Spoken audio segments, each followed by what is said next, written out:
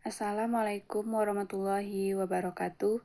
Perkenalkan, nama saya Sofia Khairani dengan NIM 2303622011025.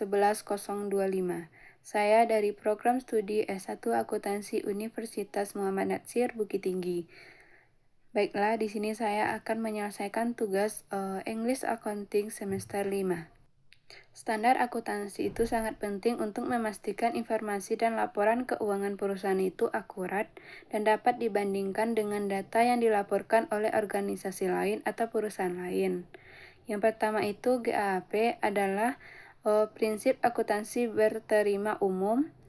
Pedoman ini ditetapkan oleh Financial Accounting Standard Board atau FASB dan dipatuhi oleh sebagian besar perusahaan di Amerika Serikat.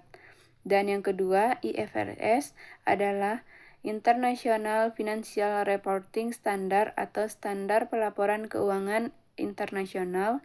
Prinsip-prinsip ini ditetapkan oleh International Accounting Standard Board atau IASB dan diikuti di banyak negara di luar Amerika Serikat.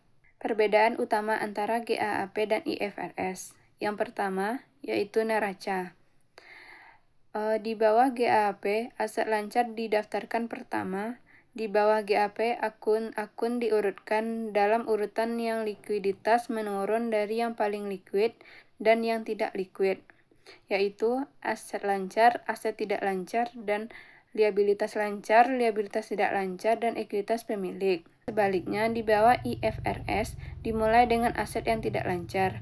Di bawah IFRS, urutan ini dibalik dari yang paling tidak liquid ke yang paling liquid, seperti aset tidak lancar, aset lancar, ekuitas pemilik, liabilitas tidak lancar, dan liabilitas lancar. Yang kedua, laporan arus kas. Perbedaan paling terlihat dalam laporan arus kas adalah pada klasifikasi bunga dan dividen. Yang pertama itu ada bunga dibayar dan diterima. GAAP menentukan bahwa bunga yang dibayar maupun bunga yang diterima harus diklasifikasikan sebagai aktivitas operasional. Sedangkan IFRS lebih fleksibel, bunga yang dibayar dapat ditetapkan di bagian operasi atau pendanaan, dan bunga yang diterima dapat ditetapkan di bagian operasi atau investasi. Yang kedua, dividen yang dibayar dan diterima. GAAP menetapkan bahwa dividen yang dibayar harus dicatat dalam bagian pendanaan dan dividen yang diterima dalam bagian operasi. Di bawah IFRS, perusahaan memiliki pilihan. Dividen yang dibayar dapat dimasukkan ke bagian operasi atau pendanaan dan dividen yang diterima di bagian operasi atau investasi. Yang ketiga yaitu revaluasi aset. Perbedaan ini muncul dalam penanganan kenaikan nilai aset setelah kerugian menurun telah diakui. Aturan GAAP tidak mengizinkan nilai aset untuk ditulis kembali naik setelah mengalami penurunan nilai. Namun standar IFRS mengizinkan aset tertentu untuk direvaluasi hingga biaya aslinya disesuaikan dengan depresiasi. Yang keempat, metode penilaian persediaan. Terdapat perbedaan antara cara GAAP dan IFRS menangani penilaian persediaan. Ada 3 metode yang digunakan oleh perusahaan yaitu FIFO, LIFO, dan rata-rata tertimbang.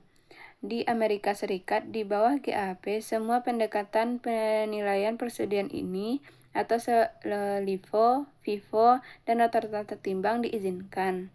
Dengan pun sebaliknya, IFRS mengizinkan penggunaan metode FIFO dan rata-rata timbang, tetapi tidak mengizinkan LIFO. Baiklah, sekian yang bisa saya sampaikan dalam perbedaan utama GAAP dan IFRS. Jika ada kata-kata saya yang salah, mohon dimaafkan. Wabillahi taufiq wa hidayah. Wassalamualaikum warahmatullahi wabarakatuh.